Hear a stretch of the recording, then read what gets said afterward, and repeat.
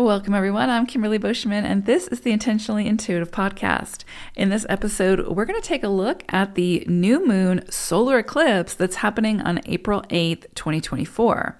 We're going to take a look at each life path number and how these energies may affect you over the next, say, 6 months to a year as the storyline of this eclipse unfolds. So before we get into it, of course, this is a general forecast. If you're interested in your own personal numerology reading, where we'll take a look at your own personal numerology, just book some time with me. My information is in the description box below, and I would love to work with you. All right, so let's take a look. Life path number 5. So you all are going to be working with the energy of the 7 and squirrel energy. So let's talk about the 7 energy around this eclipse. And remember, this is an eclipse, so this is going to potentially unfold over the next 6 months to a year. You likely will not see everything happen right on the day. But with this energy, there could likely be some kind of change of residence, either work-related or home-related. So,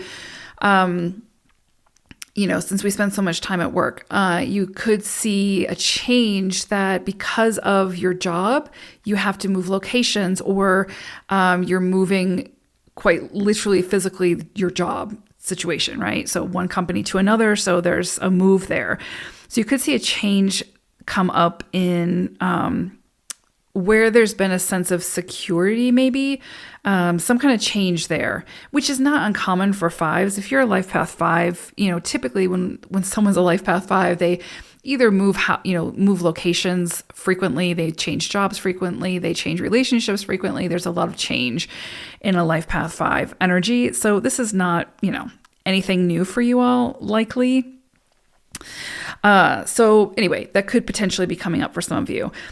There could also be some health, I don't want to say health concerns, but I would say under this 7 energy, holistic health comes into focus. And so, if there's any area where you've been having chronic health issues, any area that something crops up unexpectedly, this is going to be a time to seek out, medical assistance to, a medical professional to help you to come up with some kind of management plan for that chronic illness. Or maybe there's some kind of new treatment plan that you could go on to help you to alleviate the symptoms type of thing.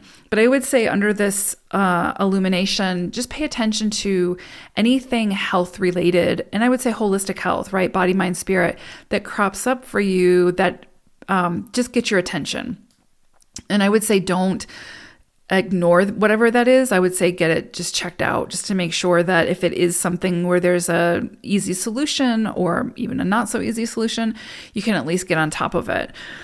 The other thing I would say is with this energy is it can bring a lot of success after difficulty, right? So you can there could be something that you've been struggling with for quite some time where now under this illumination, you see sort of the rewards of that effort, right? Like you've moved through the obstacles, you've, passed all the tests, all of the things that are thrown at you. And now you're seeing some rewards for that. Anytime we have this kind of energy, it does sort of it can bring about obstacles, right? To be overcome. That helps us to discover more about ourselves through that process, but there's always some kind of reward at the end of it, right? You always have a way to find that the cheese after the maze, so to speak, you being the mouse. So yeah, there's definitely an opportunity for success after difficulty with this energy.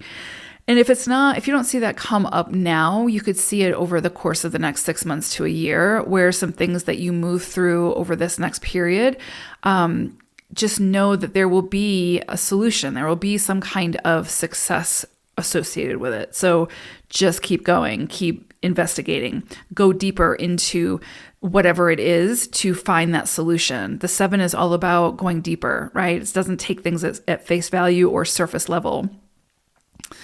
I would also say to use your mental energy positively. Pay attention to your thoughts and your beliefs. Don't let the story in your head convince you of something that is not true. There's always more to the story. There's always more to the story, especially when it involves other people. And so just be careful about being too quick to sever ties or come up with some kind of storyline that just really is more fabricated or, constructed through the imagination than the actual situation. So this is going to be a time, again, to get to the truth of something, get to the truth of the matter through going deeper, going beyond the illusion, going beyond the surface layer. And I would also say, don't be too hasty. This is definitely not a time for impulsivity. This is a time for slow and methodical movement, right? Like making sure that you are investing the time and energy into getting to the truth of the matter, into finding out more about the situation, so that you can come up with a solution for whatever it is.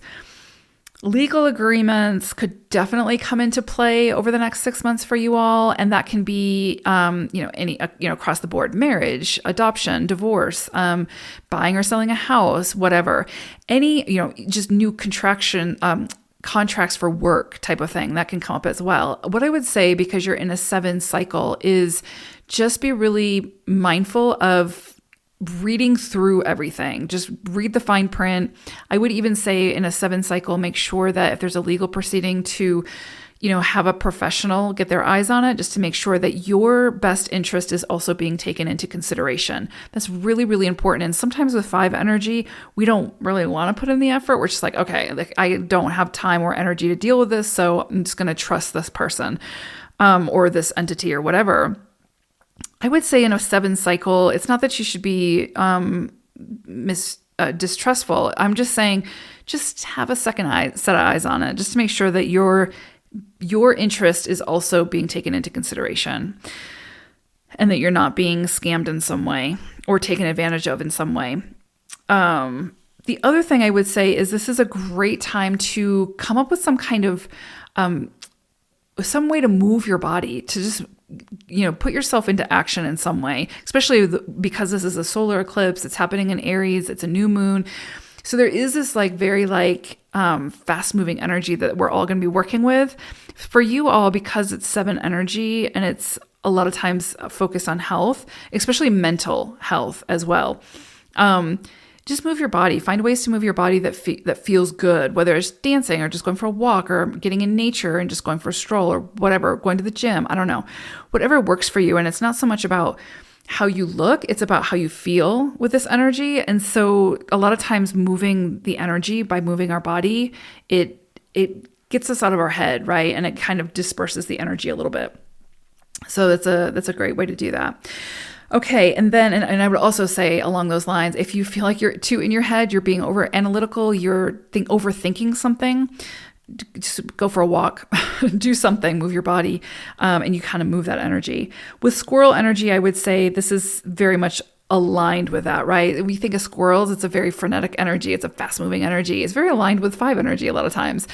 It can be a little bit scattered, right? So there's definitely something here about focusing your attention, focusing your energy on the things that need your focus at this time, not putting your focus on the things that doesn't need your attention. So again, like overthinking, going down the rabbit hole, let's not do that under this energy.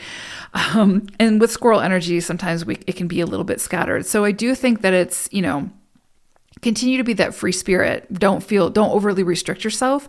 But if you find yourself getting too in your head, then move your body, right? Just get out and play, be curious. And don't get too caught up on things that seem to have held you back in the past, right? This is a new start. This is a fresh new beginning. This is a new storyline, a new chapter. So what are you going to write?